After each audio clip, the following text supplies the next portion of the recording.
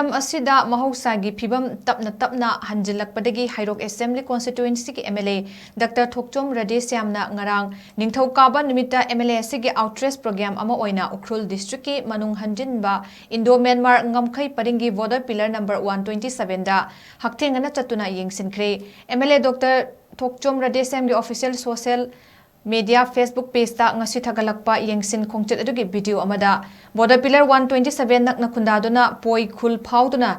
chatpada khul adugi naha singa MLA ga wari watai sanabasu utli video aduda MLA DR.THOKCHOM RADHESHYAM na Indo Myanmar Ngamkhei paring da leiba border pillar number 127 phauba changsinduna mafam adugi haujik oiriba phibam su Haktheng na